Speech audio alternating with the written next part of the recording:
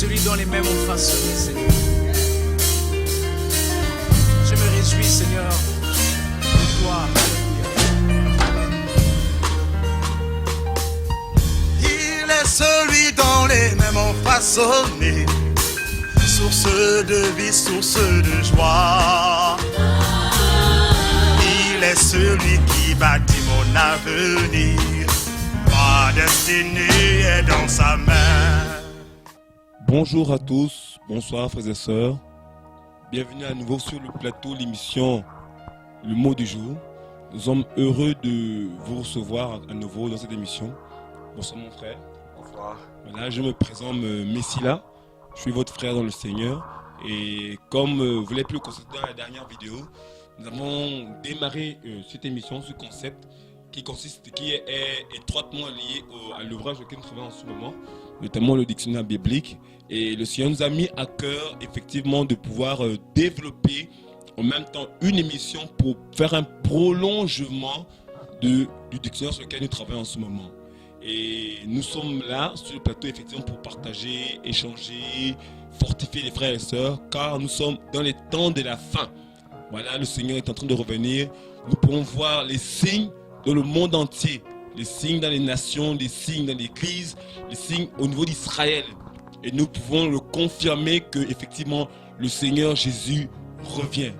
Voilà, comme dans l'émission précédente, nous avons parlé de la doctrine des baptêmes. On était beaucoup encouragés. Nous pouvons voir des frères et des sœurs qui, depuis le monde entier, voilà, merci Seigneur, qui ont été encouragés, qui ont suivi l'émission. Et nous voulons vraiment dire merci Seigneur pour cette première lancée. Et nous continuerons dans ce message. Parce que nous comprenons qu'aujourd'hui, il n'y a pas 2 messages, il n'y a pas 3 messages, il n'y a pas même pas 100 messages. Il n'y a qu'un seul message qui sauve les hommes. C'est le message de Jésus-Christ de Nazareth. Et nous allons toujours l'enseigner, le crier, le donner aux frères et sœurs, afin que nous soyons forts et que nous nous préparons au retour du Seigneur. Voilà. Comment tu vas, mon frère? Ça va. Jésus me fait du bien. Amen. Voilà. Donc la santé, la vie, l'espérance aussi, surtout, je dirais. Voilà, l'espérance, parce que dans ces temps dans lesquels nous sommes là, on a besoin d'avoir notre espérance en Jésus. Pour pouvoir dire que si c'est dans cette vie humaine là seulement que nous espérons en Christ, nous sommes les plus malheureux de tous les hommes. Amen. Pas seulement des chrétiens, mais de tous les hommes. Donc mon espérance en Jésus de Nazareth, rien que ça me donne d'aller bien. Amen. Amen. Voilà, donc nous sommes là, effectivement, merci Seigneur. Et ce soir, comme la dernière fois, nous voulons aussi travailler le même concept. Comme la dernière fois, nous avons parlé de la doctrine des baptêmes, nous sommes sur la lettre B. Aujourd'hui, nous allons développer sur un nouveau thème. Ce soir, nous parlerons de la saine doctrine. Parce que lorsque l'on regarde aujourd'hui le monde entier, regarde dans l'église, nous nous rendons compte qu'il y a un amalgame, un désordre, une confusion dans les assemblées au niveau de la parole de Dieu. Et nous ne prétendons pas être comme étant meilleurs, mais nous voulons apporter son questionnement de comprendre la parole de Dieu. L'ancien prêtre catholique, allemand, notamment Martin Luther, disait « L'église réformée a besoin de réformation ». Ça veut dire que, étant dans ce message-là, Dieu nous éclaire davantage par les frères et les sœurs, déjà, et aussi par la lecture pour pouvoir revenir à la saine doctrine. Mais qu'est-ce que la saine doctrine? Avant cela, je mets qu'on prenne un passage dans Acte 17, dans Acte 20. On va prendre Acte 20, Acte chapitre 20. Merci Seigneur. Béni soit le nom de Yeshua Hamashia. Ok. On va prendre à partir du verset 28. Tu peux me dire mon frère s'il te plaît? Jusqu'au verset 30. Je lis la parole du Seigneur. Nous sommes dans Actes chapitre 20 à partir du verset 28 à 30.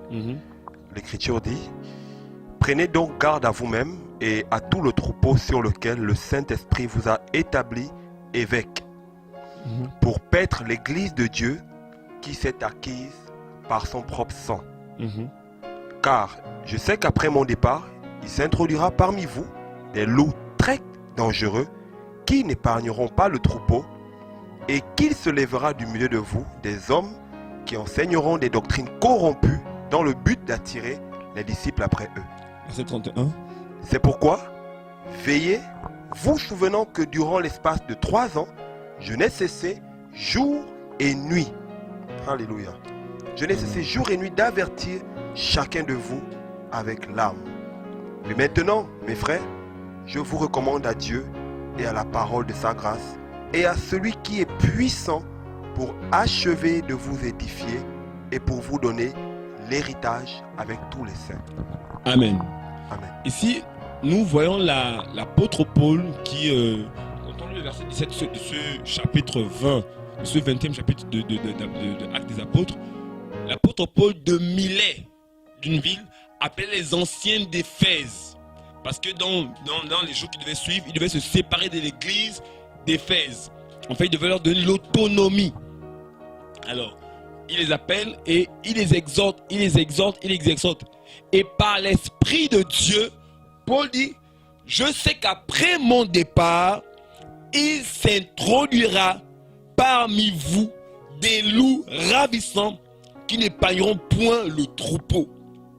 Et il s'élèvera parmi vous des hommes qui annonceront des doctrines pernicieuses afin d'attirer les disciples après eux. Prophète, déjà, premièrement, l'apôtre en parlait, mais prophétiquement, par l'Esprit de Dieu, Paul était en train de dire que après la mort des disciples, il devait se glisser dans les églises locales de l'époque des hommes et des femmes qui enseigneront des doctrines pernicieuses, ou en d'autres termes, des fausses doctrines.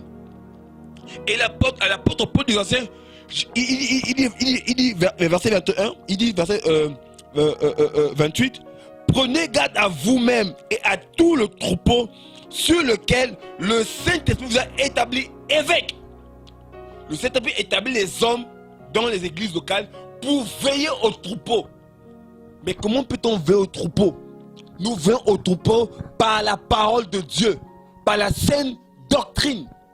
Parce qu'effectivement, il y a tellement d'amalgame, tellement de mélange, tellement de confusion au niveau de la parole de Dieu, de l'enseignement de Jésus-Christ de Nazareth, et au point que les frères et sœurs sont déformés, et reçoivent des messages édulcorés et sont totalement tordus. Parce que les messages, les enseignements qu'ils reçoivent ne sont pas de Dieu. Ça veut dire qu'aujourd'hui, il y a une déformation au niveau de la saine doctrine.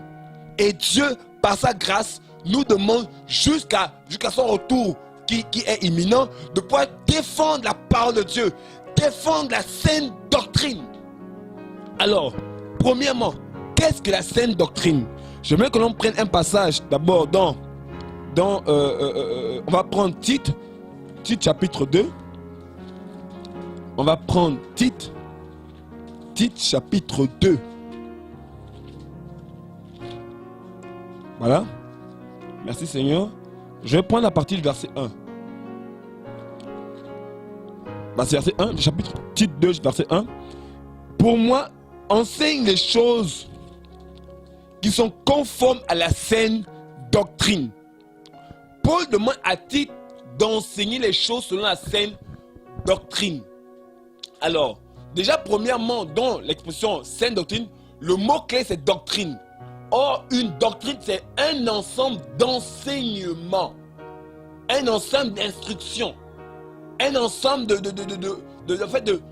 d'enseignements pour pouvoir que les gens soient formés dans un but précis. Voilà. Et le mot est saine, donc on n'a pas donc une doctrine pure, qui n'a pas été édulcorée, qui n'a pas été mélangée, qui n'a pas été falsifiée, qui n'a pas été corrompue. Une doctrine pure, mais qui est l'auteur de la doctrine? Qui est cet auteur de la saine doctrine, la doctrine pure? C'est Jésus-Christ de Nazareth. Le Seigneur est arrivé et le monde étant dans l'apostasie, il a enseigné aux disciples la vraie parole de Dieu. Et il a dit dans Matthieu 28, 19 à 20, allez, faites de toutes les nations des disciples, baptisez-les au nom du Père, du Fils et du Saint-Esprit et enseignez-leur à observer tout ce que je vous ai prescrit. Voici, je suis avec vous jusqu'à l'achèvement de l'âge. Donc le Seigneur dit qu'il a enseigné la saine doctrine et il demande aux disciples de la transmettre eux aussi à leur tour. Oui frère, c'est que les disciples aujourd'hui frère, tous les disciples, les premiers apôtres du premier siècle sont tous morts. Mais ils ont laissé avant leur mort des écrits. Nous avons notamment, la Bible est composée, on va dire, en deux grandes parties. Il y a l'Ancienne Alliance qui compose tous les livres allant de Genèse jusqu'à l'évangile de Jean. Et ensuite il y a le Testament de Jésus-Christ, où à l'intérieur il y a les écrits des apôtres, parmi lesquels il y a les 13 épîtres de l'apôtre Paul. Et Paul, durant tout son vivant, durant toute sa vie, s'est battu pour défendre la parole de Dieu, frère. Parce que nous sommes dans un temps où la parole de plus en plus est combattue par les œuvres des ténèbres, par les sorciers, les envoûteurs, les séducteurs, les menteurs, tous ces hommes s'opposent à la vraie parole. Pourquoi? Parce qu'ils veulent empêcher les hommes de pouvoir atteindre le royaume des cieux, être sauvés. Ils se battent pour que les hommes soient privés du royaume des cieux. Et c'est pas nouveau, c'est pas quelque chose de nouveau. Parce que Jésus dit aux pharisiens, vous avez enlevé les clés de la loi, vous n'entrez pas vous-même et ils ont empêché les autres d'y entrer. Donc nous sommes face à une génération où plusieurs hommes et des femmes empêchent les enfants de Dieu de rentrer dans le royaume en mettant de faux enseignements, de faux messages, de faux évangiles. Frères, nous devons revenir à la parole pure, la parole véritable. Voilà pourquoi l'église actuelle, l'église mondiale a besoin de réformation. Et la réforme, c'est le fait de revenir à la parole de Dieu. Nous ne nous basons pas sur les écrits nous ne basons pas sur les propos d'un homme. Tout le monde doit revenir à la parole de Dieu. Qu'est-ce que la Bible dit à ce sujet? Oui frère, parce qu'aujourd'hui nous observons qu'il y a tellement des hommes qui reçoivent des révélations, qui reçoivent des songes, qui reçoivent en disant Dieu m'a dit, Dieu m'a dit. Mais est-ce que ceux qui reçoivent sont conformes à la parole de Dieu, frère? Comme beaucoup des hommes aujourd'hui, on entend dire des nations, des hommes qui enseignent à travers les médias que non, on peut prier les anges. Frère, est-ce que les apôtres l'ont recommandé? L'apôtre Paul dit, Éphésiens chapitre 2, verset 20, vous avez été édifiés, instruits, enseignés sur l'enseignement des apôtres, le fondement des apôtres et des prophètes, et Christ étant la pierre angulaire. C'est que nous, les disciples du premier siècle, avaient été enseignés sur la vraie parole, retransmise par les apôtres. Oui frère, ce que nous enseignons, c'est ce que les apôtres ont laissé. Oui frère, nous ne pouvons pas enseigner, il n'y a pas d'autres messages, il n'y a pas d'autres enseignements, il n'y a pas une nouveauté d'enseignement. Le message de l'évangile est clair. L'évangile, c'est la mort du Seigneur et sa résurrection. Et tous les disciples doivent comprendre aujourd'hui que pour être sauvés, nous devons croire en Jésus-Christ de Nazareth. C'est le seul moyen par lequel les hommes peuvent être sauvés. La Bible déclare dans Acte 4, 12 qu'il n'y a de salut en aucun autre, car il n'y a sous le ciel aucun autre nom par lequel nous devions être sauvés. Frère, ce n'est pas Kakou Philippe, frère. Ce n'est pas Branham, frère. Ce n'est pas Mahomet, frère. Ce n'est pas Vishnu, Brahma, Krishna, tout ça qui peut sauver les hommes, frère. La Bible dit qu'il y a un seul nom qui a été élevé au-dessus de tous les autres noms. C'est le nom de Jésus-Christ de Nazareth, frère. Il n'a pas de semblable, ni de comparable, ni de comparé, frère. C'est le seul nom, frère. Que personne ne vous séduise. Le Seigneur disait lui-même à son époque que personne ne vous séduise. Si les hommes vous disent que le Christ est là dans une chambre, à gauche, il dit ne l'écoutez pas, ne le suivez pas. Parce qu'il en est ainsi, il en sera de même au retour du Seigneur. Frère, nous sommes confrontés, frère, nous sommes dans un moment où il y a une émergence de fausses doctrines, une émergence de faux prophètes, de faux pasteurs, de faux prédicateurs qui ont changé, qui ont tordu, qui ont modifié, qui ont corrompu la parole de Dieu, frère. Et nous tous, autant que nous sommes, en tant qu'enfants de Dieu, nous devons prendre position pour la vérité. Oui, frère, parce que le Dieu de ce siècle, Satan, va aller dans les lieux de tourment éternel. Et il faut qu'au maximum, beaucoup de frères et sœurs soient perdus en leur donnant quoi? En des faux messages. Frère, la sainte doctrine, le message que les apôtres ont prêché. Merci Seigneur. On va prendre Jude. Voilà. Enfin, tu vas m'aider tout ça là. Jude chapitre 1. Que Dieu nous aide. Voilà. Que Dieu. Jude chapitre 1. Chapitre 1, verset 1 à 3. À 4 même. Que Dieu nous encourage, qu'il nous bénisse. Nous devons prendre position, frère. Ce n'est pas l'affaire d'un frère. Nous bénissons Dieu pour les frères et les sœurs qui dans le monde entier se lèvent pour prêcher l'évangile, frère. Et nous voulons enseigner, encourager, fortifier les frères à faire de même, frère. Frère, nous sommes tous disciples d'un seul maître, d'un seul Seigneur. Alléluia. Oh Dieu de gloire. Voilà, on peut lire Jude chapitre 1, à partir du verset 1 jusqu'au verset 4, s'il te plaît, mon frère. Je lis la parole du Seigneur dans l'épître de Jude, chapitre 1, 1 à 4. Jude, serviteur de Jésus-Christ et frère de Jacques, à ceux qui ont été appelés par l'évangile, que Dieu a sanctifié et gardé pour Jésus-Christ. Que la miséricorde, la paix et l'amour vous soient multipliés. Mes bien-aimés, comme je désirais vous écrire avec empressement au sujet de notre salut commun, j'ai jugé nécessaire de le faire pour vous exhorter à combattre pour la foi qui a été donnée une fois pour toutes. Il s'est glissé parmi vous certains hommes dont la condamnation est écrite depuis longtemps, des impies qui changent la grâce de notre Dieu en dissolution et qui réunit le seul dominateur, Jésus-Christ, notre Dieu et Seigneur. Alléluia. Alléluia. Frère, Jude de cette époque dit, il voulait encourager les disciples. Il voulait les fortifier par rapport à la foi, à la parole de Dieu, tout ça. Il dit, je me suis dit, bien aimé, plein de zèle pour vous écrire, touchant notre salut commun. J'ai jugé nécessaire. J'ai jugé que c'était bon pour le moment de le faire pour vous exhorter à combattre le combat. Pour combattre pour la foi qui a été donnée au sein, une fois pour toutes. Frère, je nous assure que même les apôtres eux-mêmes disent, nous devons continuer à se battre pour défendre, frère. Parce qu'il en va de notre salut à nous tous, frère. Le salut de ton frère, de ta soeur, de tes amis, de tous les frères et ceux qui craignent le Seigneur. Même pour le témoignage de Jésus-Christ de Nazareth. Jude a dit que nous devons prendre position, défendre la saine doctrine, frère. Et comme on disait tout à l'heure, le Seigneur a reçu la parole. Le Seigneur vient, il enseigne les disciples. Il enseigne les disciples. Il enseigne les disciples. Et avant de monter pour le ciel, il dit, allez, faites de toutes les nations des disciples. Il recommande aux disciples, allez dans les nations, enseignez la vraie parole. Frère, les premiers porteurs de l'évangile que nous prêchons, c'était les apôtres, frère. C'était les apôtres. Jacques, Jean, Matthieu, Barthélemy, tous ces les premiers apôtres qui, eux, ont reçu la parole de Dieu. La Bible déclare dans Actes 2,42, ils persévéraient les premiers disciples persévéraient dans l'enseignement des apôtres. On dit l'enseignement, pas les enseignements. Un seul enseignement que plusieurs apôtres ont donné selon ce qu'ils avaient compris. L'enseignement des apôtres.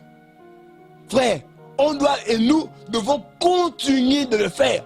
Et Paul, ayant reçu aussi l'appel du Seigneur Jésus-Christ lui-même, dit aussi que on va prendre voilà, on va prendre 1 Timothée 4, 6. 1 Timothée chapitre 4, verset 6.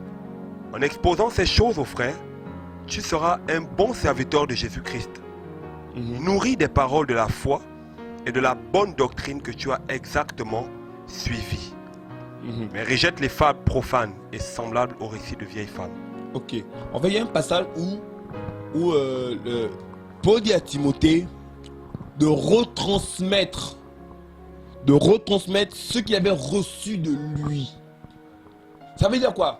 Les apôtres l'ont reçu du Seigneur Jésus-Christ lui-même. Ensuite, Paul étant apôtre, ne faisait pas partie du collège des 12, dit que ce que tu as reçu de moi, enseigne-le à des hommes fidèles. Des hommes qui soient capables à leur tour de le retransmettre fidèlement selon qu'ils l'ont reçu. Ça veut dire que frère, la défense de la saine doctrine n'est pas le combat d'un apôtre seulement, d'un pasteur, d'un prophète, d'un évangéliste, d'un docteur, d'un quelconque ministère. C'est l'affaire de tous les enfants de Dieu dans le monde entier. Parce que frère, nous sommes garants de ce message-là. Nous devons l'enseigner pour que les disciples, eux aussi, Père, frère, à leur tour, le retransmettent. Jésus dit dans Matthieu chapitre 24, verset 14. Cette bonne nouvelle du royaume sera prêchée dans le monde entier pour servir témoigner à toutes les nations. Après viendra la fin. Vous savez que pour que l'évangile soit dans les nations, il faut que les frères et les sœurs se lèvent et qu'ils prêchent aussi l'évangile. Oui, frère, nous devons nous lever. Nous devons prêcher, dénoncer les œuvres de ténèbres, frère.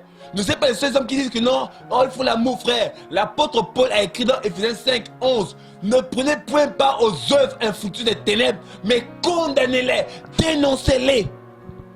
Frère, vous savez que pour que la doctrine soit prêchée, évidemment, il faut dénoncer les œuvres des ténèbres. Comme Jean n'est pas dénoncer Dieu au trèfle. Oui, frère, nous devons dénoncer les œuvres des ténèbres. Oui, frère, nous devons le faire, frère. Nous voyons des hommes qui enseignent que non, pour être béni, il faut forcément la dîme. C'est faux. Frère, la dîme était une œuvre de la loi. La dîme n'est plus d'actualité aujourd'hui. On parle de collecte, on parle de liberté, on parle de fronde. La dîme était liée à Moïse. Moïse n'est plus. La loi de Moïse n'est plus. Ça veut dire que la dîme aussi n'est plus. Frère, que les frères et sœurs soient délivrés au nom de Jésus qui Nazareth. Frère, nous devons revenir à la parole pure, frère. Lorsqu'on observe comment aujourd'hui les gens mettent l'accent, ils défendent les passages bibliques. Par exemple, ils vont vous dire le message de la prospérité.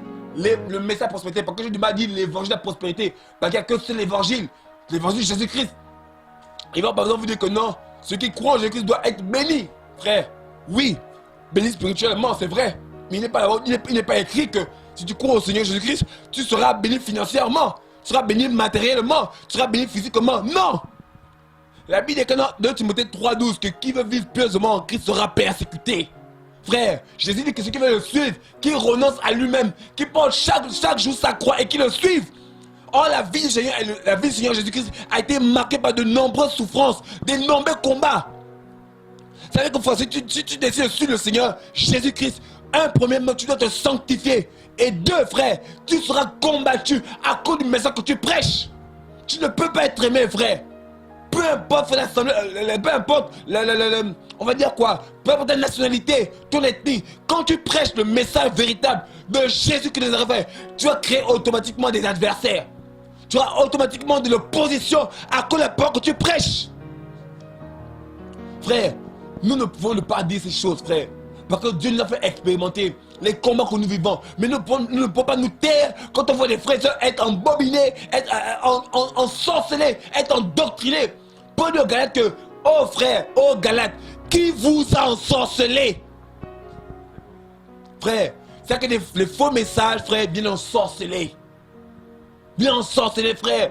Un personne commence à dire, oh non, on avait le feu aux sorciers. Frère, où cela est écrit? On incite les frères et les sœurs à avoir la haine contre tes parents. Frère, si tu es enfant de Dieu, qui peut te bloquer? Qui peut te maudire? La Bible ne dit-elle pas que la maison sans cause n'a point d'effet? C'est que frère, si tu vis dans la sainteté, frère, si tu vis des épreuves difficiles en ce moment, frère, et que tu n'es pas dans le péché, c'est que c'est Dieu qui t'éprouve. C'est Dieu qui t'éprouve, frère. On doit revenir à l'évangile, frère. La pauvreté n'est pas un signe de malédiction. Si les personnes te disent ça, c'est un faux message. Frère, Dieu éprouve ses enfants. Dieu éprouve ses enfants d'une manière ou d'une autre, selon sa volonté. Par contre, Dieu fait ce qu'il veut comme il le veut. Et le but de l'épreuve, frère, c'est de pouvoir pousser ses enfants à pouvoir lui ressembler. Car après l'épreuve, la conséquence de cette épreuve, c'est la louange, la gloire et l'honneur pour le Seigneur Jésus-Christ lorsqu'il reviendra. C'est que l'épreuve a un but. C'est que nous sommes être l'image de Jésus-Christ. C'est ça le but de l'épreuve. L'épreuve, frère, la souffrance physique que l'on peut endurer à cause de la vie chrétienne, frère, ce n'est pas la conséquence d'une malédiction. Frère, c'est pas ce message que nous prêchons, frère. Il n'est pas enseigné par les apôtres. Dieu peut permettre pour t'éprouver, pour que les scories, les impuretés de ton cœur, toutes ces choses remontent et que tu sois purifié. Rappelez-vous les enfants d'Israël, lorsqu'ils étaient en Égypte, ils ont fait 400 ans en Égypte, frère. 400 ans, frère. Mais lorsqu'ils sont sortis d'Égypte, regardez leurs comportements qui sont manifestés. Après 4 siècles d'esclavage, ils ont reproduit ce qu'ils ont appris en Égypte. Et Dieu, par les épreuves, permet que tous ceux qui sont en apprentis ressortent le cœur et qui nous purifient par la parole de Dieu, frère. Frère, nous devons défendre la parole de Dieu. Nous devons prêcher la saine doctrine, frère. Nous devons dénoncer les œuvres des ténèbres. Oh frère, que Dieu nous aide. Que Dieu nous encourage, frère. Moi, tu as quelque chose à dire par rapport à cela? Avant que nous prolonge, non? Ok, vas-y, mon frère. Donc, je bénis le Seigneur pour l'introduction que tu partages. Hein. Donc, je voudrais simplement rajouter sur c'est quoi la saine doctrine, parce que c'est une question que tu as posée tout à l'heure et je souhaiterais quand même rebondir là-dessus parce que tu as répondu, mais je souhaiterais insister là-dessus parce que c'est important. Voilà, et souvent les gens entendent saine doctrine, et ce soir sur ce plateau nous développons le mot doctrine. Amen. Donc la lettre D, et nous voulons, dans le concept de l'émission, hein, le mot doctrine. Pourquoi doctrine? C'est parce qu'en fait c'est salutaire, pour les enfants de Dieu, pour ceux qui croient en elle. Voilà. Et c'est quoi la saine doctrine? Lorsque nous étudions l'écriture, nous nous rendons compte qu'en fait la saine doctrine, c'est simplement un corps d'enseignement, un ensemble d'enseignements, n'est-ce pas, que notre Seigneur Jésus-Christ a confié aux apôtres, donc les 12 qu'il avait choisis lorsqu'il est venu sur la terre en Israël, qui leur a confié, n'est-ce pas, non seulement pour qu'ils les gardent sur le plan, dans le cœur, tout ça là, au niveau de leur esprit, dans leur intellect, mais aussi il leur avait demandé de vivre cela, parce que la sainte doctrine c'est aussi une vie. Amen. Voilà, donc là on parle de sainte doctrine d'abord en tant qu'enseignement, en tant que corps d'enseignement, un ensemble de messages, un ensemble d'enseignements qui concernent le royaume de Dieu, le salut des hommes, n'est-ce pas, et qui vise au salut de l'homme en général, simplement. Voilà, et cet ensemble d'enseignements là a été vécu par les apôtres et devait être, tu l'as dit tout à l'heure, hein, retransmis par ces derniers-là, n'est-ce pas, en commençant par Jérusalem, la Samarie et les extrémités de la terre. Et par la grâce de Dieu, ce message nous est parvenu aujourd'hui. Et c'est ça, en fait, la sainte doctrine. Mais il faut résumer quand même que, je crois que tout à l'heure, on va toucher là, on va toucher cela, on va toucher un peu les points, pourquoi pas, les points qui constituent justement cette sainte doctrine-là. Là, c'était vraiment pour planter le décor, parler un peu du désordre, je dirais, et qui se passe dans les nations, dans notre nation ici où nous sommes, donc au Gabon, et dans le monde entier. Dans le monde entier. Et ce qui est plus terrible, c'est que ce désordre, en termes de doctrine, en termes d'enseignement, se passe dans la maison du Seigneur. J'entends par là l'église. Et je crois que le cœur du Seigneur pleure. Voilà pourquoi je crois que Dieu aujourd'hui suscite des hommes et des femmes ici et là pour crier, pour prêcher le message de l'évangile. Voilà, parce que la sainte doctrine c'est le message de l'évangile. Pour amener ses enfants à revenir à la pureté de l'enseignement de Jésus-Christ de Nazareth. Donc c'est vraiment ça en fait. C'est ce corps d'enseignement là que Paul a prêché, que Pierre a prêché, que Jacques a prêché. Par exemple tout à l'heure tu parlais de Pierre, Paul qui a confié dans 2 Timothée 2 là-bas, à partir du verset 2 là-bas où Paul dit que ce que tu as entendu, ce que tu as vu, ce que tu as, c'est des choses dont tu as été témoin de moi, confie-le à des personnes fidèles, qui soient eux à leur tour capables de le retransmettre à d'autres personnes. Ça c'est 2 Timothée 2, 1 à 3 là-bas. Et on se rend compte qu'au départ de Jésus-Christ de Nazareth, dans les livres des Actes des Apôtres, la Bible déclare que ceux qui avaient cru au message de l'évangile, ça c'est Acte 2, verset 42, n'est-ce pas, persévéraient, n'est-ce pas, dans l'enseignement des apôtres. Ouais.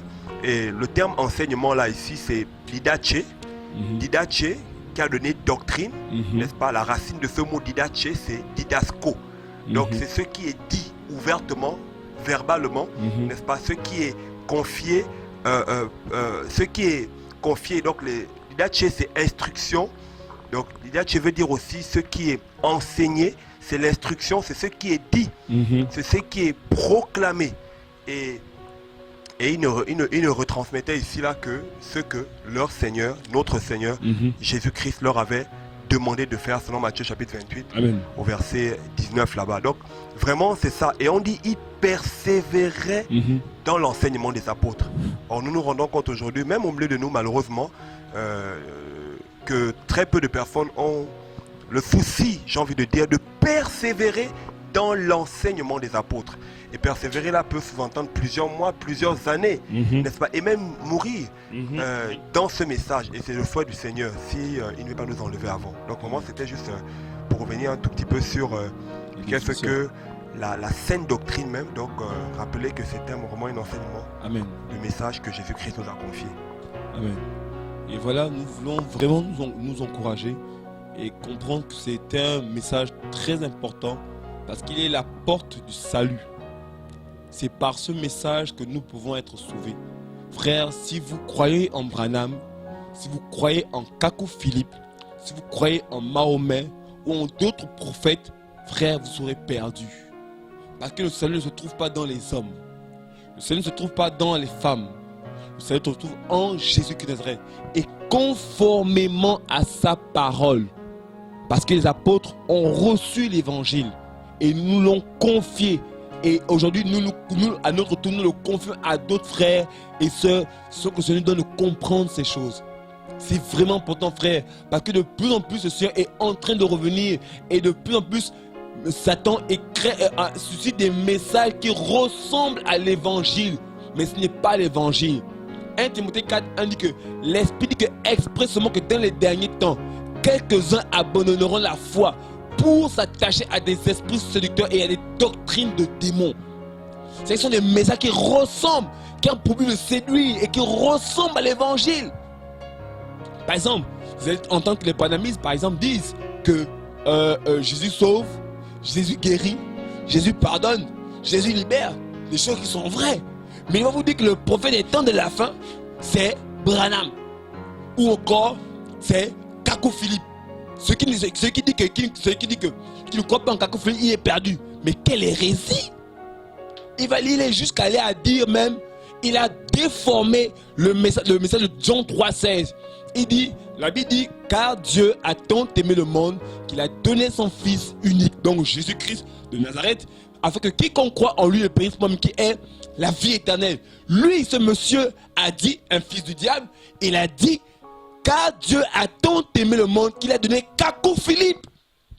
Une hérésie totale. Frère, la Bible déclare dans Ésaïe 64,5 que nous sommes tous comme de vêtements souillés. C'est qu'il n'y a aucun homme qui ne peut te sauver. La Bible enseigne qu'il n'y a pas de juste, pas même un seul, car tous ont péché et sont privés de la gloire de Dieu. Ça veut dire quoi? C'est que tous les hommes sont pécheurs. Tous les hommes tous les hommes sont mortels. Les hommes périront un jour. Et ils seront jugés un jour. Il n'y a aucun homme, frère, qui peut te sauver.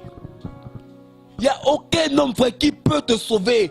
Peu importe l'onction, peu importe la grâce, peu importe la connaissance, aucun homme ne peut te sauver. Celui qui sauve les hommes, c'est Jésus-Christ de Nazareth. C'est le seul et unique Dieu, le Dieu tout-puissant, créateur du ciel et de la terre. C'est lui qui est le garant du salut des hommes et des femmes. Ce n'est pas un apôtre, ce n'est pas un homme, ce n'est pas un prophète. C'est Jésus de Nazareth, frère. Frère, revenons au Seigneur. Frère, nous ne vous demandons pas de croire en nous, mais croyez en l'évangile. Croyez en Jésus-Christ, car c'est lui qui peut vous sauver, frère. Je répète ce passage de Acte 4,12 que j'aime beaucoup. Il n'y a de salut en aucun autre. C'est Pierre et Jean qui prêchent. Les apôtres, les premiers disciples. Ils disent, il n'y a de salut en aucun autre, car il n'y a sous le ciel aucun autre nom. Frère, aucun. Il n'y a pas un autre nom qui sauve. Aucun autre nom par lequel nous devions être sauvés. C'est le nom de Jésus-Christ de Nazareth. Frère, lisons nos Bibles. Nous ne sommes pas des moutons de Panurge ou des bénis, oui. Frère, regardons aux Écritures, frère. Frère, revenons à la parole pure. Et vous voyez, cette saine doctrine que nous prêchons, elle a des points fondamentaux. Parce que si on parle de saine doctrine, ça veut dire qu'il y a des fondements. Il y a des choses qui sont salutaires, qui sont capitales pour notre salut. On va prendre on va noter quelques passages. Parce que frère, il y a des choses que l'on peut entendre dans les nations, des trucs qui ne sont pas forcément salutaires.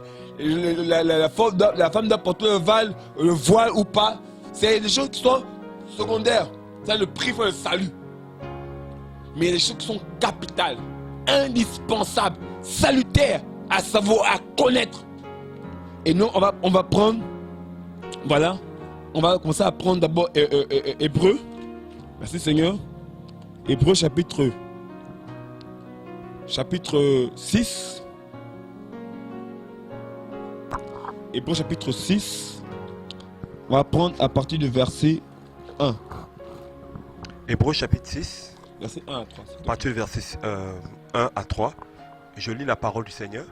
C'est pourquoi, laissons la parole qui n'enseigne que les premiers principes de Christ, tendons à la perfection, ne posant pas de nouveau le fondement de la repentance, des œuvres mortes, et de la foi en Dieu, de la doctrine des baptêmes, et de l'imposition des mains, et de la résurrection des morts, et du jugement éternel. C'est ce que nous ferons, et c'est ce que nous ferons si Dieu le permet. Amen. Amen. Il y a plusieurs points.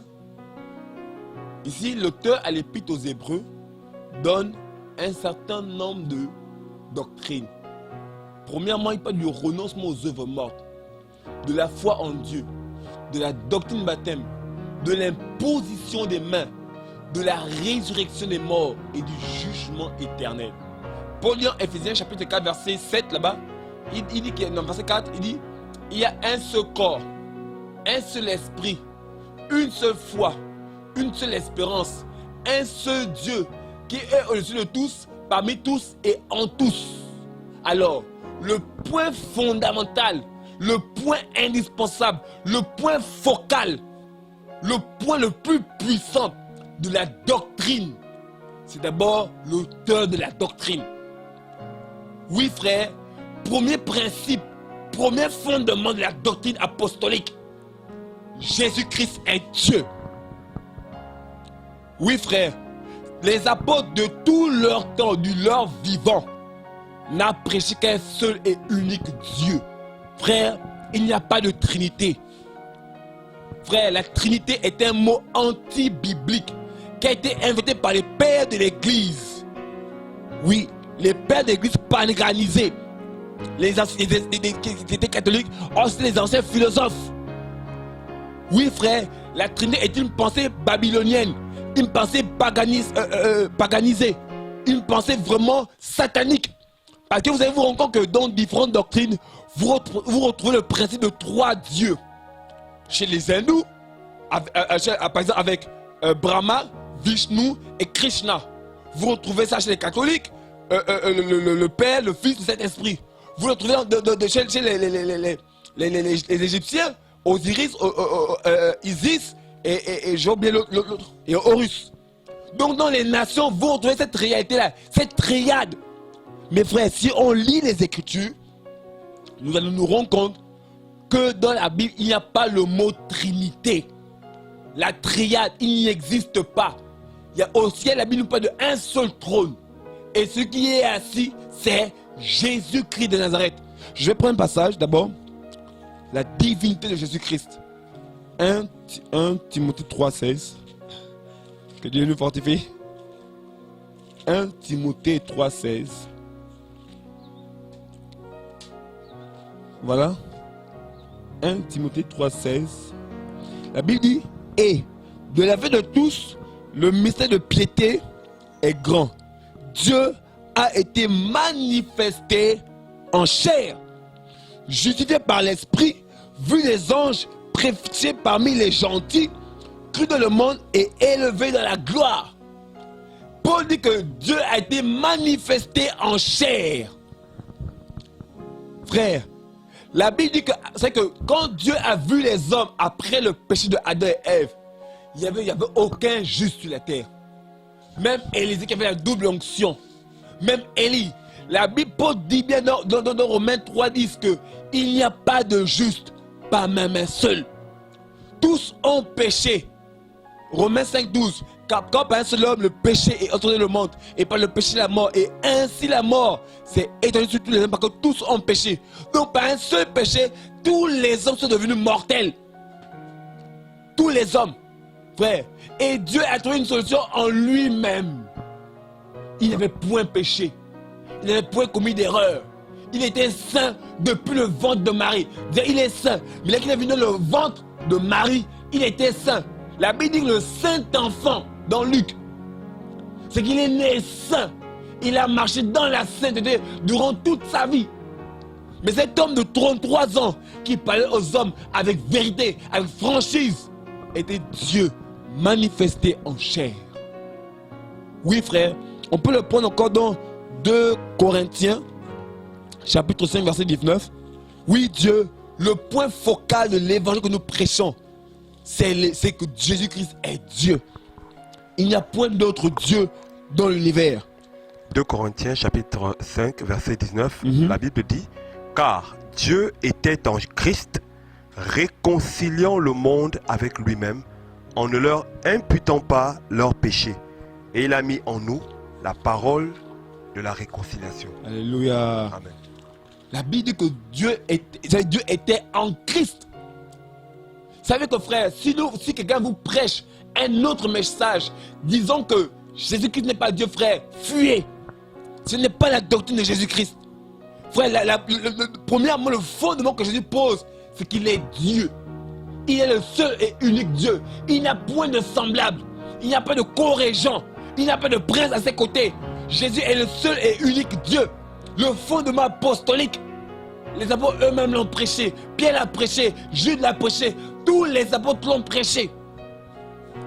Que notre Seigneur tout-puissant, que nous adorons, que nous élevons, frère, la star des stars, le roi des rois, le Seigneur des seigneurs, l'alpha et l'oméga, le commencement et la fin, le premier et le dernier, le lion de la tribu de Juda, le narcisse de Saron, frère, le soleil levant, l'étoile brillante du matin, tellement de noms. Mais un seul nom qui est élevé au-dessus de tous les autres noms, Jésus de Nazareth. C'est le seul Dieu, frère. Le point focal, le point important, frère, de toute la doctrine chrétienne. Paul dit, donc Galates 1, chapitre 1, verset 6 à 7, il dit que si quelqu'un venait à vous, ne vous apportez pas cette doctrine, il est maudit. C'est qu'en enseignant un autre message, il se maudit lui-même. Parce qu'il ne prêche pas l'évangile véritable.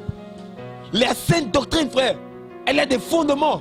Et le premier fondement, frère, de la doctrine que nous prêchons, c'est que Jésus-Christ est Dieu. Frère, il n'y a pas d'autre Dieu, frère. Ce n'est pas Nzambekana, frère. Ce n'est pas Branham, ce n'est pas Bouddha. Ce n'est pas je ne sais pas quel prophète ou l'apôtre qui peut s'élever pour dire qu'il est Dieu, frère. Mais les hindous, c'est là ils disent qu'ils sont Dieu. Mais que les dieux meurent à l'hôpital. Des hommes meurent, ils se disent Dieu, mais ils vont mourir un jour. Mais Jésus-Christ est mort, bien plus. Il est ressuscité. Et il vit éternellement. Et il revient bientôt. Jésus a dit que j'ai vaincu la mort et le séjour des morts. Frère, je mets au défi tous les hommes. Je mets au défi tous les hommes. Donne-moi un seul nom d'un homme qui est mort et qui est revenu entre les morts. Même Lazare, l'ami de Jésus-Christ, que Jésus aimait, il est mort aujourd'hui, il est enterré. Même Marie qui a donné naissance à Jésus-Christ, son homme, est morte et enterrée. Jésus est mort et il a vaincu la mort. Il a vaincu Satan, il a vaincu les ténèbres, il a vaincu les démons, il a vaincu les puissances occultes. Jésus-Christ est Dieu, frère. Frère, quel est l'homme qui peut se prétendre être Dieu, être envoyé de Dieu, si ce n'est que Jésus-Christ lui-même? Parce qu'il a vu les hommes sur la terre, il n'y avait aucun homme qui était capable d'accomplir l'œuvre parfaite. Il n'y avait aucun homme, frère. Tous les hommes étaient imparfaits, tous les hommes étaient souillés, corrompus, frère. Quand l'homme a vu l'homme, il a vu l'homme dans le péché. Il a dit que dans Genèse que le cœur de l'homme est méchant, torturé par-dessus tout. Et que son cœur se tournait chaque jour uniquement vers le mal. Donc l'homme adorait le mal, l'homme adorait le péché. Mais Dieu a vu en son cœur que l'homme ne peut pas se sauver. Et il est venu sur la terre. Cet homme qu'ils ont tellement méprisé, il était là devant nos yeux. La Bible dit dans Jean chapitre 1 verset 14, et à tous ceux qui l'ont reçu, à ceux qui croient en son nom, elle a donné le pouvoir de devenir enfants de Dieu, lesquels sont nés ni de la volonté de la chair, ni de la volonté du sang, ni des hommes, mais de Dieu. Et la parole est faite chair. Elle a habité parmi nous. Elle a habité parmi nous, frères. Quel est cet homme qui est habité parmi nous au 1er siècle, qui était rempli d'amour, de paix, de joie, mais qui dénonçait les œuvres des ténèbres, qui dénonçait les religieux, qui dénonçait les pratiques occultes? Jésus de Nazareth, le seul Dieu, frère. Enfin, c'est pas s'il y a quelque chose à ajouter par rapport à ça. Il y a tant de points. Voilà. Vas-y. Peut-être parce que je crois que le temps nous manquerait de toucher certainement tous les aspects de la doctrine. Voilà, nous voulons quand même ici toucher les points quand même fondamentaux, les points clés. Et tout à l'heure, tu as initié directement le point de la divinité de Christ. Hein.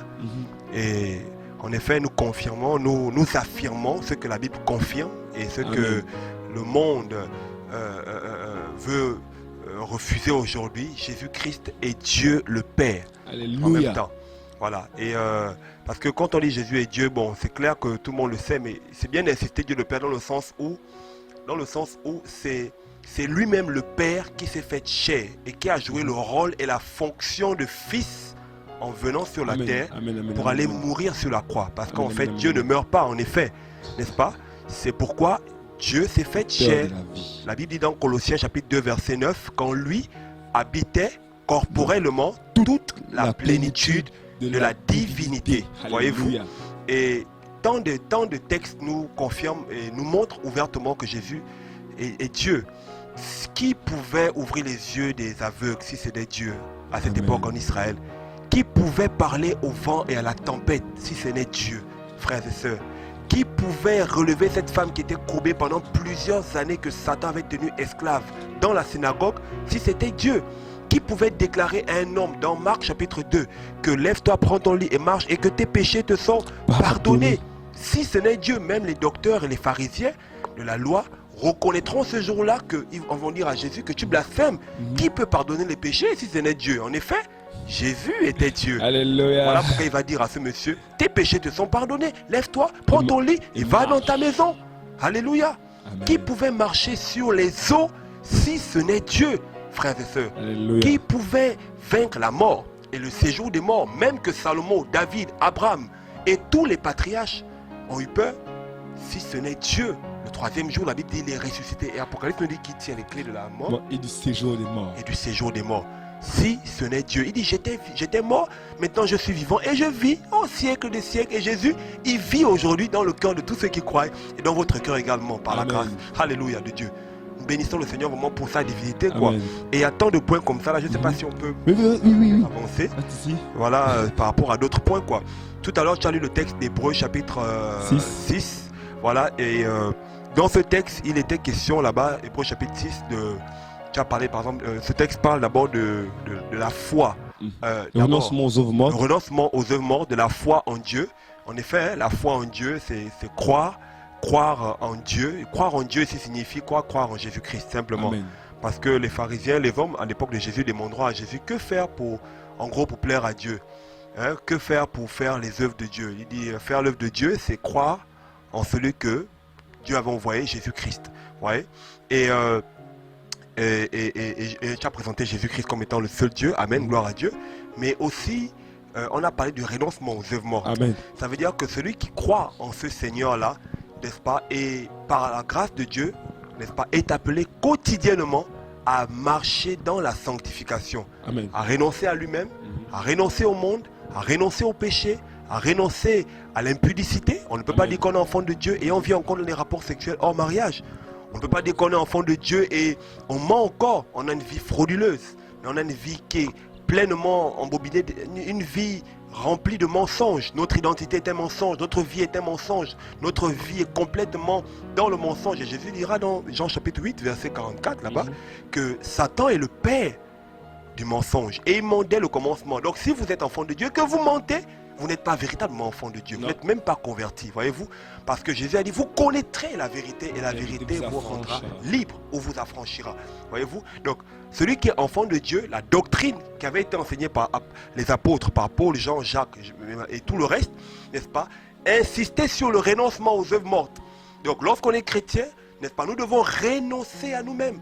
Renoncer, n'est-ce pas, à tout ce que nous sommes, à notre identité, à nos biens, renoncer à ce que nous avons, la position sociale, renoncer à ta propre personnalité. Regardez dans Philippiens chapitre 2, Jésus nous a montré l'exemple. Amen, amen, amen. Philippiens est clair, nous dit que lui qui... Philippiens 2 dit quoi? J'aimerais qu'on le lise parce que c'est quand même un texte important. Ouais. Donc Philippiens chapitre 2. C'est parti verset, je crois. Voilà, même 5, je sais pas, je crois. Verset 5. Voilà. Je vais te lire. Vas-y. Ayez en vous les sentiments de Jésus-Christ, lequel était en forme de Dieu, n'a point regardé comme une proie à saisir d'être égal à Dieu, mais il s'est dépouillé lui-même, ayant pris la forme de serviteur, devenant semblable aux hommes. Et, revêtu de la figure d'homme, il s'est abaissé lui-même en se rendant obéissant jusqu'à la mort, même jusqu'à la mort de la croix. C'est pourquoi aussi Dieu l'a souverainement élevé et lui a donné le nom qui est au-dessus de tout nom, afin qu'au nom de Jésus, tout ce qui est dans les cieux et sur la terre fléchisse le genou et que toute langue confesse que Jésus-Christ est Seigneur à la gloire de Dieu le Père. Amen. Donc Amen. ici c'est Jésus homme, c'est clair, hein? Jésus homme qui est le Seigneur à la gloire de Dieu le Père. Et vraiment c'est ça. Jésus nous a montré l'exemple. Il s'est humilié lui-même. On dit qu'il était en forme de Dieu.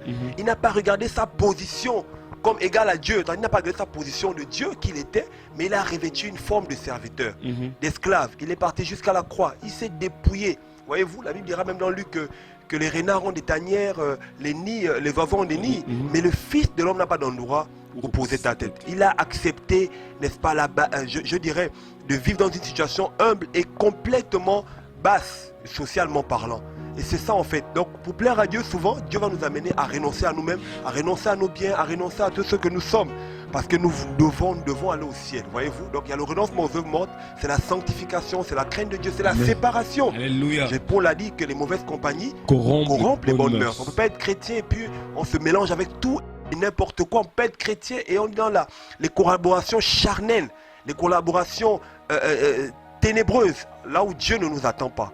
Et quand c'est comme ça, automatiquement, on a un problème de sanctification. Et à côté de ça, il y a un autre point que tu as touché, n'est-ce pas? Il y a la foi en Dieu, n'est-ce pas? C'est clair, on en parle là maintenant. Il y a également l'imposition des mains. Voilà, ça c'est la sainte doctrine. Donc, l'imposition de main, c'est la doctrine selon laquelle on peut transmettre la bénédiction par l'imposition de main. La doctrine selon laquelle on peut guérir, n'est-ce pas, en imposant les mains, parce qu'il y a des enseignements aujourd'hui qui disent, n'est-ce pas, que la parole seule suffit. Oui, amen, la parole suffit, mais la parole aussi a dit, voici les miracles qui accompagneront ceux qui auront cru. En mon nom, ils imposeront le mot malade et les malades seront guéris. Frères et sœurs, si on vous enseigne un enseignement où l'on vous dit que être chrétien, c'est juste avoir à la foi, croire en la parole, et puis il n'y a rien, il n'y a pas de guérison, pas de miracle, il n'y a pas de manifestation de l'esprit dans vos assemblées, mais sortez de ces assemblées parce que c'est des assemblées mortes. La parole nous parle de la doctrine de l'imposition de main. Pourquoi? Pour bénir, pour transférer la bénédiction, pour également reconnaître les ministères ou les grâces, n'est-ce pas? Pour recommander des personnes, aussi pour proclamer la guérison ou pour chasser des démons, selon que Dieu nous conduit. Ça, c'est la doctrine de Christ. Et ça, c'est que Paul, Pierre, Jean ont prêché à leur époque. Voyez-vous, à côté de ça, on a, n'est-ce pas, il y a quelle autre doctrine de baptême. Voilà, la doctrine de baptême. Et vous pourrez regarder une de nos vidéos qui traite de la doctrine de baptême là-dessus. Et je crois que vous serez certainement édifiés sur la question. Donc, c'est le baptême de l'esprit, le baptême de l'eau et le baptême de feu. Il y a eu également le baptême de Jean. Je crois qu'on en a parlé en long et en large là-dessus. Vous voyez, à côté de ça, il y a le jugement éternel. Le jugement éternel. Donc, vous devez savoir que notre Dieu, Jésus-Christ, n'est pas seulement le Dieu qui s'est présenté comme étant l'agneau. Et la Bible le présente également comme étant le lion de la tribu de Juda. Et un jour viendra où il viendra sur la terre, n'est-ce pas, pour rendre à chacun selon ses œuvres. N'est-ce pas? On nous parle du jugement éternel, frères et sœurs. Ça veut dire que cette doctrine-là englobe, n'est-ce pas, en gros, l'eschatologie. Donc le retour de Jésus-Christ de Nazareth déjà. Donc tous ceux qui croient en l'évangile doivent croire, n'est-ce pas, que Jésus de Nazareth revient chercher son église. Et c'est ça le message. Puisqu'on parle de doctrine, c'est ça le message. L'évangile est centré aussi sur le retour de Jésus-Christ de Nazareth qui revient chercher son épouse, son église. Parce que l'église, c'est l'épouse de Christ. Et nous allons passer les noces dans le royaume des cieux. Voyez-vous? Et là, j'essaie un peu d'étaler comme ça les points clés fondamentaux qui qui sont salutaires. Et il y a un point que tu as touché tout à l'heure, par exemple, sur le salut. Amen. Tu as dit, Acte 12, il n'y a de salut en aucun autre. Ça, c'est important. Donc, seul Jésus sauve. Ce n'est pas Marie, ce n'est pas Joseph, ce n'est pas les anges. Voyez-vous, seul Jésus-Christ de Nazareth sauve. N'est-ce pas? Et vraiment, je voulais vraiment rebondir un peu là-dessus parce que ce sont des points salutaires. Voilà, et lorsque Jésus était là, ce sont tous ces enseignements-là englobés dans un enseignement majeur, l'amour. Alléluia. Il a résumé sa doctrine en 2 commandements. Tu aimeras Dieu de tout ton cœur, de toute ta force, de toute ton âme, de toute ta pensée, et tu aimeras ton prochain comme toi-même. C'est ça. Et cette doctrine-là, cet enseignement-là, va nous pousser à quoi? Va nous pousser au pardon. On ne peut pas être enfant de Dieu, on ne pardonne pas son prochain. Et or, il y a des assemblées, il y a des prédicateurs qui enseignent de lancer le feu, de maudire le sorcier, de maudire la sorcière, de maudire les parents parce qu'ils sont ceci ou cela, parce qu'ils ne croient pas, tout ça là, de proclamer la mort des sorciers. Ça, c'est pas l'évangile, ça c'est la sorcellerie chrétienne. Voyez-vous? Et la Bible nous enseigne que nous devons bénir nos ennemis, prier pour ceux qui nous maudissent, pour ceux qui nous maltraitent. Frère, c'est ça, c'est ce qui sauve, c'est ce qui est salutaire. Voyez-vous? Peut-être tu as été blessé, peut-être tu as été méprisé, peut-être tu as été abusé. Mais tu dois savoir, nous devons savoir, vous devez savoir que nous sommes appelés à pardonner. Jésus a dit 7 fois, 70 fois. Le pardon, ça veut dire 490 fois. Donc le pardon est nécessaire dans l'église de Jésus. C'est infini dans l'église de Jésus. Et ça, c'est la doctrine de Christ. Un enfant de Dieu qui ne pardonne pas est un enfant de Dieu, n'est même pas chrétien. Voyez-vous? Ça, c'est de la sorcellerie. Le pardon est important, mes frères et sœurs. Et on ne peut pas dire qu'on est prédicateur, enseignant et ne pardonne pas. On ne peut pas être chrétien, on garde l'amertume, on garde nos paroles dans nos cœurs, tout ça là. Non, Jésus a dit, priez pour ceux qui vous maltraitent. Jésus a dit, bénissez vos ennemis. Jésus a dit, aimez-vous les uns les autres. Jésus a dit, l'amour consiste à dire la vérité. Voyez-vous? Ce n'est pas le mélange, ce n'est pas l'écuménisme. Et ça, c'est la sainte doctrine. Voyez-vous? Et j'ai encore envie d'aller un peu plus loin par rapport à la sainte doctrine, n'est-ce pas? Par rapport à la sainte doctrine, nous comprenons dans la sainte doctrine que l'église, par exemple, concernant la sainte doctrine, l'église, n'est-ce pas? C'est Jésus-Christ qui bâtit son église. Ça, c'est la sainte doctrine. La sainte doctrine nous enseigne également, c'est vrai qu'on n'a pas beaucoup de temps peut-être, n'est-ce pas, que Jésus seul bâtit son église. Dans Matthieu chapitre 16, à partir du verset 13 là-bas, Jésus va demander que qui dit-on que je suis? Auprès des hommes. Auprès des hommes. Les uns diront, tel a dit tu es Paul, tel disent que tu es Jean-Baptiste, tel disent que tu es Élie, Jérémie. Il dit, mais vous-même, qui dites-vous que je suis? Et Pierre, par l'Esprit, va répondre en disant que tu es le Fils de Dieu vivant. Alléluia. Chez les Hébreux, dire comme ça que quelqu'un était le Fils de Dieu, en fait, était littéralement en train de dire qu'il était issu du Père. En gros, qu'il était l'essence même de Dieu. Donc, Dieu incarné. Dieu vient fait dans la chair. Donc, et c'était par l'Esprit que Pierre avait discerné ça. D'ailleurs, Jésus dira que ce ne sont pas la chair et le sang qui t'ont révélé ça, mais c'est mon Père qui est dans les cieux. Il dit, c'est pourquoi je te dis que tu es Pierre et que sur cette pierre, je bâtirai mon église. Et les portes du séjour de mort ne prévaudront point contre elle. L'église appartient à Jésus-Christ de Nazareth. Alléluia. Et l'église a été bâtie une fois pour toutes par la mort. Alléluia. Alléluia. À la croix du calvaire, Jésus-Christ de Nazareth est mort et il est ressuscité. Et on voit le Saint-Esprit dans Actes chapitre 2. L'Esprit de Dieu est descendu et l'église, la première église est née. Alléluia. La première église est née. Mais d'où vient aujourd'hui que vos pasteurs, tous ces pasteurs, ces enseignants dans les assemblées ici et là, vous enseignent que vous devez encore aller bâtir les églises, bâtir des temples? On voit des prédicateurs, même sur internet, qui disent, qui font les appels de fonds pour bâtir des temples, pour bâtir des églises. Ça, c'est des doctrines de démons. Ouais. C'est Jésus qui bâtit son église. Et l'église, c'est le corps de Christ. Alléluia. Et Jésus est le chef de l'église. Et c'est le Saint-Esprit qui conduit l'église. Amen. C'est l'église de Jésus. Paul a dit dans Acte 20 que prenez garde à vous-même et à tout le troupeau sur lequel le Saint-Esprit vous établit évêque pour paître l'église de Dieu qui s'est acquise par son propre sang. Donc Dieu a le sang. Oui. Jésus est mort. Alléluia. Et Jésus c'est Dieu. Et qui s'est acquis l'église. Frères et sœurs, c'est ça le message. C'est ça la sainte doctrine. Est-ce que vous voyez? Et il faut qu'on sorte de tous ces enseignements qui embrigadent les enfants de Dieu. Vous voyez?